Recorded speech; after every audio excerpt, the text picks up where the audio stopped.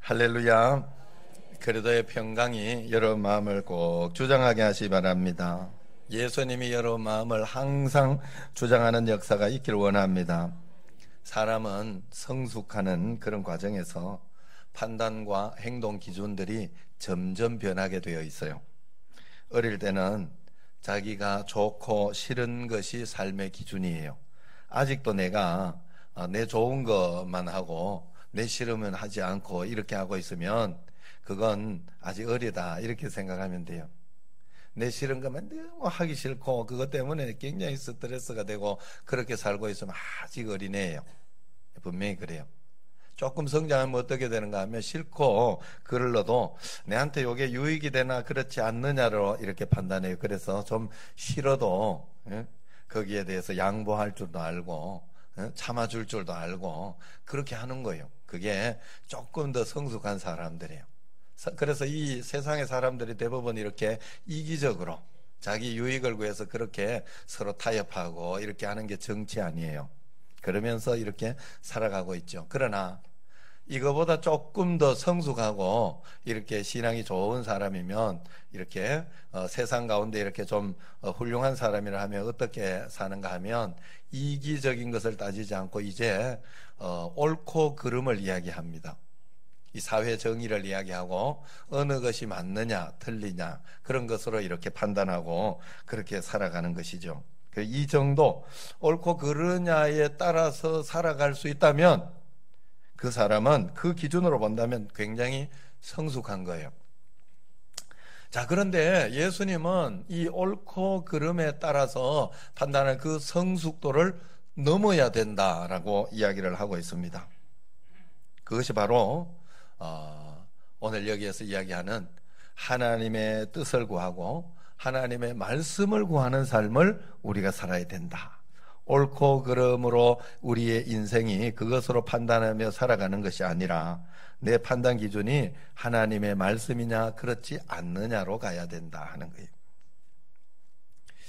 옳고 그르냐 하는 기준을 넘어서는 일은 매우 어려워요. 그러나 옳고 그름에 매여 있으면 공동체가 큰 고통 속에 빠지는 경우가 굉장히 많습니다. 다툼과 분열이 교회에서 일어나는 게 바로 여기에 해당하는 거예요. 완벽주의, 율법주의, 자기의가 강한 경우 이것이 다 자기 생각하기에 옳은 것이 우상이 되는 경우입니다. 그래서 내 옳은 것을 너무 주장하고 싸우다가 보니까 싸우는 거예요, 결국. 왜 하나님의 천국 같은 교회에서 싸움이 일어납니까? 선악과, 즉 옳고 그름으로 판단해서 그런 것이에요.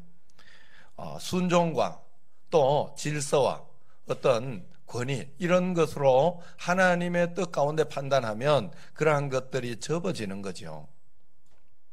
어떻게 우리가 이것을 넘어설 수 있을까? 오늘 말씀이 바로 그 해답입니다. 오늘 말씀은 그 당시 베드로와 요한이 제9시 기도 시간에 성전에 올라가다가 나면서부터 못 걷는 그 안전뱅이를 만난 그런 이야기입니다. 이 안전뱅이도 물론 날마다 와서 구걸을 했다 그렇게 이야기를 하고 있어요. 그러나 이날은 다른 날이었어요. 날마다 이렇게 예루살렘에 있는 베드로와 요한도 날마다 성전에 가서 정시 기도를 했는데 늘 왔다 갔다 하면서 보던 때였는데 이날은 달랐어요. 왜? 이날이 하나님의 뜻이 이루어지고 하나님의 섭리가 이루어지는 그런 날이었기 때문에 그래요. 그래서 이날 베드로와 요한의 눈에 이제 안전뱅이가 탁 띈 거예요. 오늘 하나님의 감동하심이 온 거예요. 하나님의 말씀하심이 그날 온 거예요.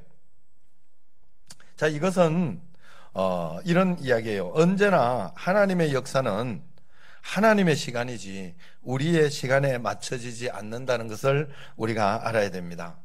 수많은 날들 중에 하필 오늘 베드로와 요한에 뛸 것이 무엇이겠습니까? 그 전에 나 똥고생이나 하지 않게 해주시지 하는 그런 마음이 들지 않았겠어요.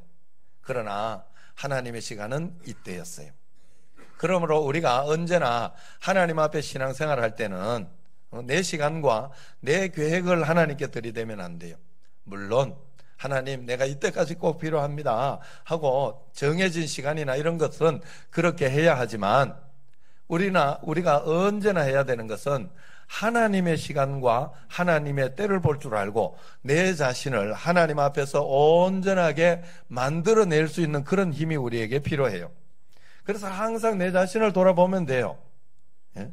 이 문제가 이렇게 해결되냐 안 되냐를 볼 필요 없어요. 해결되면 되는 것이고 안 되면 안 되는 것이고, 그러나 중요한 건 내가 지금 하나님 말씀대로 순종하고 있는지, 하나님의 질서를 지키고 있는지, 그것만 잘 살펴보고 있으면 하나님의 시간과 때가 되었을 때 반드시 역사해 주신.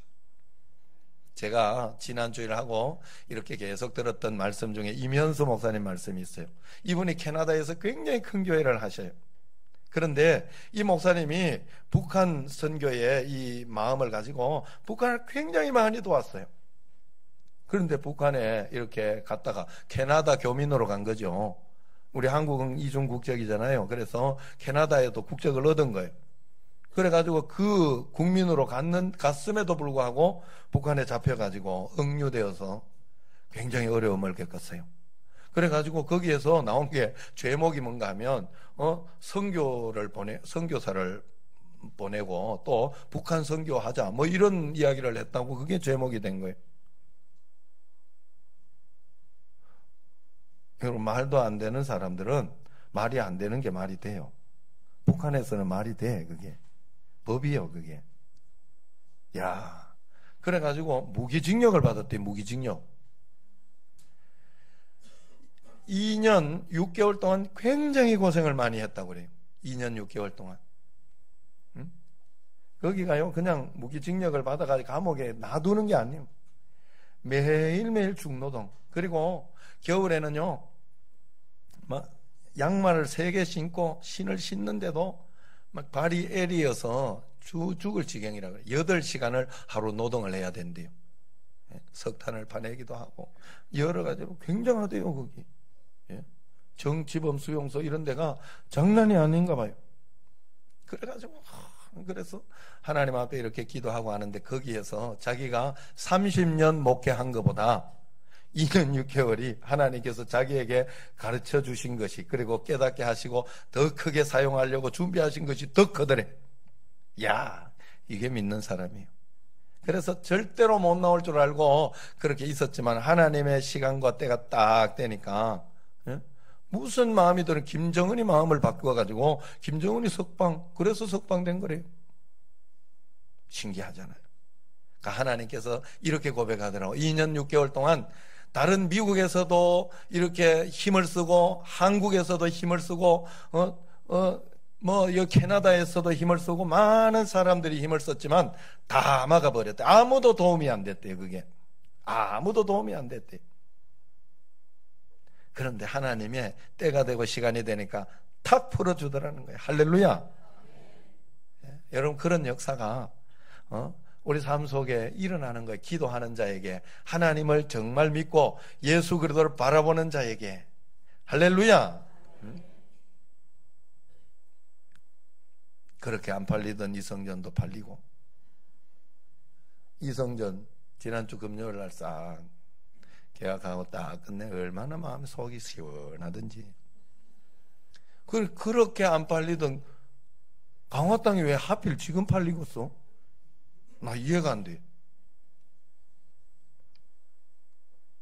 조금 우리가 더 받고 싶은 것에서 조금 했지만, 그래도 조금이라도 더 이렇게 손해보지 않게 하나님은 해주셨어요.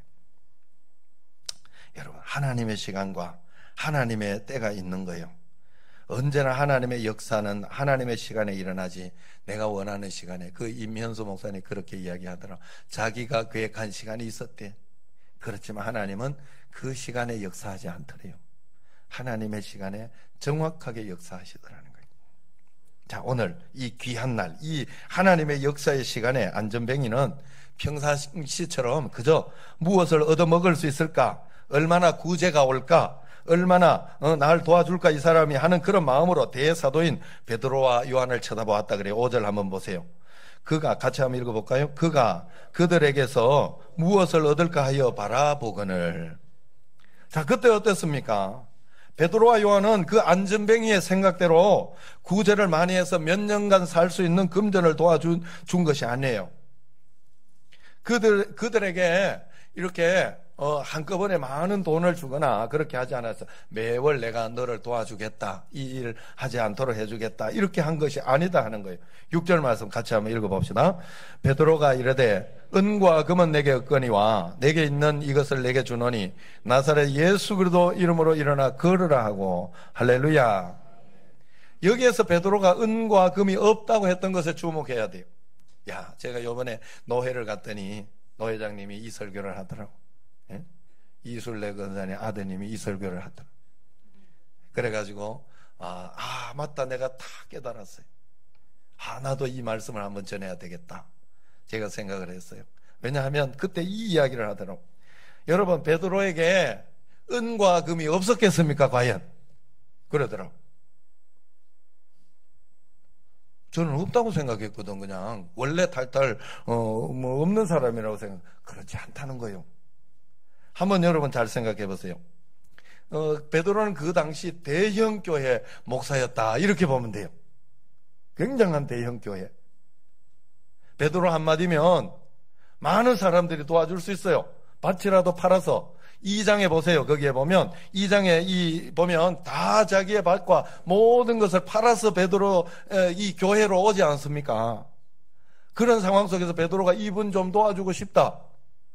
7장에 보면 구제와 선교를 힘썼잖아요. 초대교회가. 여기도 구제하고 저기도 구제했는데 여기 베드로와 요한이 이분을 좀 구제하고 싶다 그러면 그냥 구제가 되지 않겠어요? 거기 안전뱅이로 앞에 성전 미문 구걸을 하지 않고 다른 곳에 있어도 그냥 매월 이렇게 될 수 있도록 그렇게 해주지 않았겠냐 하는 거예요.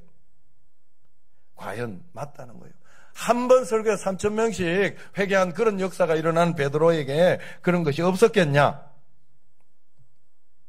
있었다는 거죠. 그러나 베드로와 요한은 실제로 본인들이 은과 금으로 살지 않았기 때문에 이 고백을 할 수 있었고 이렇게 선포할 수 있었던 거예요. 하나님의 입에서 나오는 모든 말씀으로 살았던 거예요. 베드로와 요한은 하나님 성령의 충만함으로 성령의 인도를 따라서만 그들이 살았다 하는 것이죠.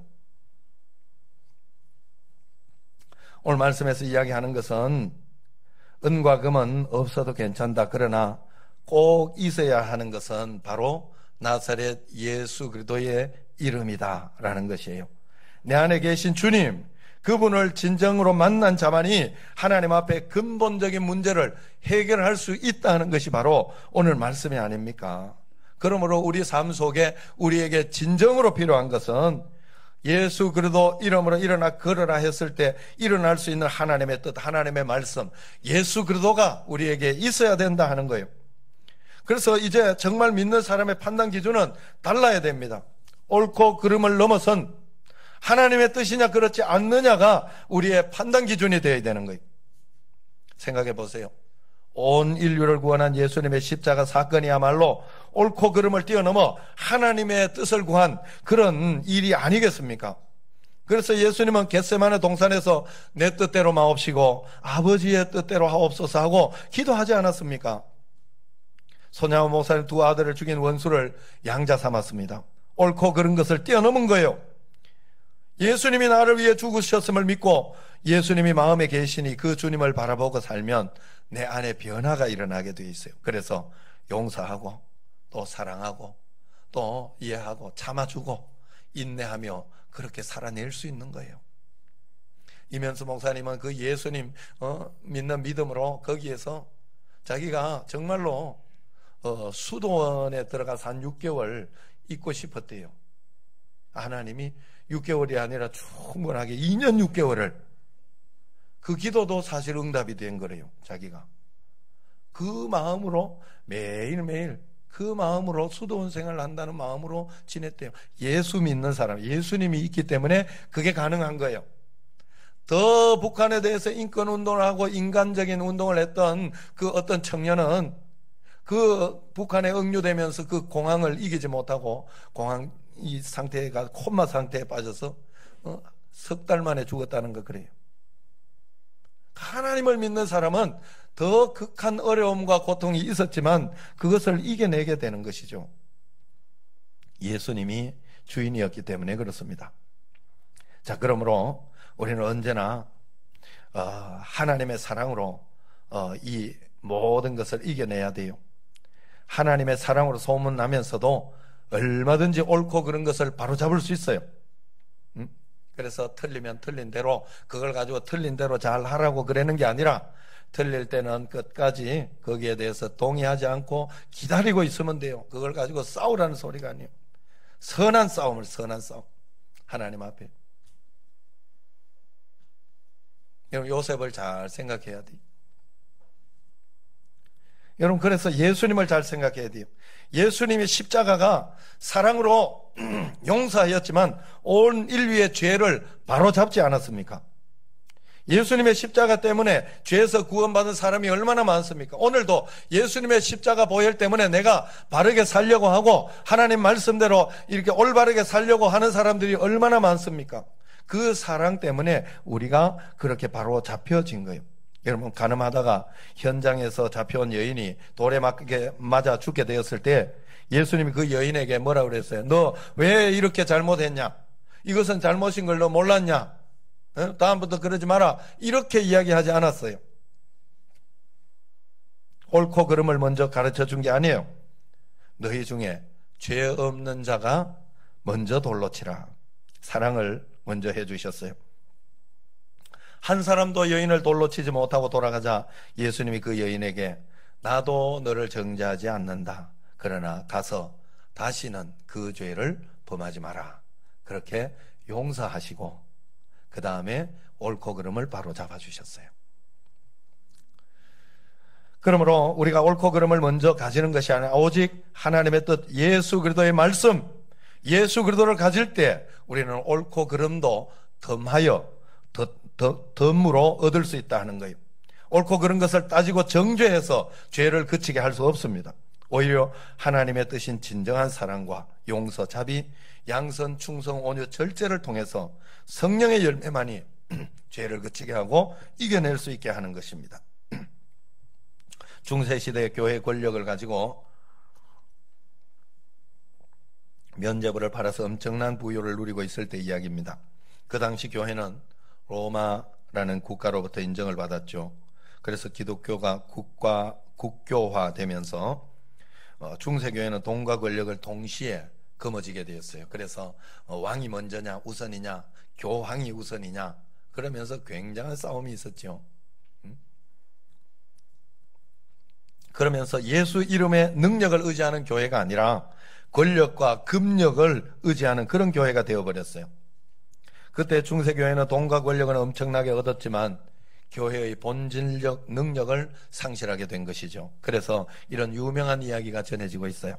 교황 이노센트 3세와 스콜라 신학의 대가 토마스 아퀴나스가 교황청의 발코니에서 대화를 나누고 있었습니다. 그때 마침 유럽 각 교회로부터 속속 도착하는 헌금 주머니들 보며 교황이 말했다고 그래요. 그 당시에는 그 면죄부를 판매해서 돈을 막 끌어모아. 그래서 설교 대가들을 지방에 막 보내가지고 돈을 끌어모았다 그래요. 그렇게 하니까 이 가톨릭이 그렇잖아요. 그 모든 헌금 이 본청으로 올라가죠. 그래 거기에서 이렇게 다 지정해주고 하지 않아요? 그래서 그렇게 해서 이렇게 할 때 그 교황이 그렇게 말했답니다. 보시오 아퀴나스 선생, 베드로 사도께서 은과 금은 내게 없다고 말씀하셨는데 지금은 하나님의 은혜로 교회의 금은 보화가 넘쳐나고 있지 않소. 껄껄껄. 그때 아퀴나스가 말했다고 해요. 그러나 그 대신 교회는 성전 미문에서 구걸하던 안전뱅이 거린을 일으켜 세우는 나사렛 예수의 이름과 권능은 잃어버리지 않았습니까? 여러분, 철학자 세렌 키에르케고르가 이렇게 이야기해서 예수 그리스도는 물로 포도주를 바꾸었다. 물을 포도주로 바꾸었다. 그런데 교회는 더 엄청난 일을 했다. 포도주를 물로 바꾸었다. 있는 예수까지 다 없애버렸다 이 말이에요. 일본의 신학자 우치마루 간조가 그렇게 이야기를 했습니다. 가론 유다가 부럽다. 그는 팔아먹을 예수라도 있었지만 지금의 교회는 팔아먹을 예수조차 없다. 그만큼 인간화되고 세상화되었다는 것입니다.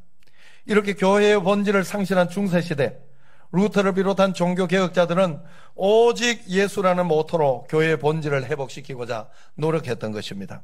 그리고 그들은 개혁을 하면서 그때부터 이제부터 개혁교회는 권력을 가지지 않겠다, 정부와 군사를 가지지 않겠다 결단을 한 것입니다. 선언을 한 것입니다. 그래서 종교개혁자들의 모토는 오직 믿음, 오직 은혜, 오직 성경에 이어 오직 예수라는 모토를 주창하는 거예요. 군사력이나 정치적인 힘을 의지하지 않고 오직 예수 그리스도의 이름의 능력을 의지하겠다 선포한 거예요. 오늘 우리 교회는 어떻습니까? 우리 교회가 또 다시 이렇게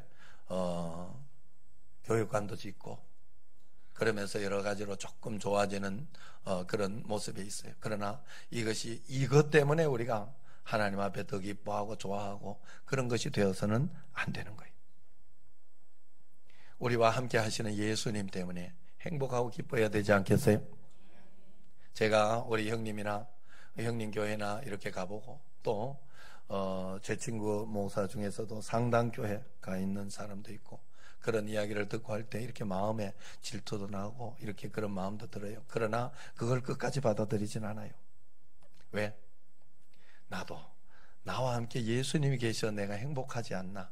나에게도 예수님이 계시지 않냐? 이 예수님이 내게 허락하신 그 가운데 내게 하나님의 축복이 있지 않느냐? 이런 마음과 이런 기쁨이 제게 있다 하는 거예요. 저에게 또 하나님께서 제가 우리 교회가 우리 교회 규모에 비해서 선교를 많이 해요. 구제도 많이 하고 그렇게 하는 교회입니다. 그런데 이런 가운데 제가 더 하고 싶어서 어느 정도 선교 헌금이나 이게 나오다가 이 한계가 있더라고. 더 하고 싶어서 하나님, 제가 더 선교하고 싶어 하지 않습니까? 선교 좋은 거 아닙니까? 그러면서 다 이렇게 했을 때 하나님께서 제게 마음으로 주신 말씀이 있어요. 내가 하라고 하는 만큼만 해. 그리고 너도 선교사님들 잘 구분해. 내가 선교사님들을 이렇게 목사도 제대로 된 목사 아닌 목사 있는 것처럼 선교사님도 있어요. 가짜와 진짜는 항상 있어요. 그래서 내가 훈련하고 싶은 게 있는데 너가 아무것도 모르고 무턱대고 그냥 인간관계 때문에 그것 때문에 그냥 도와주면 내가 어떻게 하겠냐? 그런 마음을 진심으로 주셨어요. 그래서 저도 그걸 구분하고 기도하면서 그렇게 하려고 노력을 많이 해요. 여러분, 교회는 교세와 힘으로 무엇을 하려고 해서는 안 돼요. 은과 금으로 무엇을 하려고 해서는 안 됩니다. 오직 예수의 이름을, 이 예수의 능력을 의지해서 사역해야 합니다. 그렇게 할 때 우리 주님이 우리 사역을 기뻐하시고 거기에 더 큰 은혜, 더 큰 축복을 부어주시는 줄로 믿습니다. 어떤 어려움에도 믿음으로 극복할 수 있는 담대한 믿음을 우리에게 선물로 주시고 그 선물을 사용할 수 있도록 해주신다는 거예요.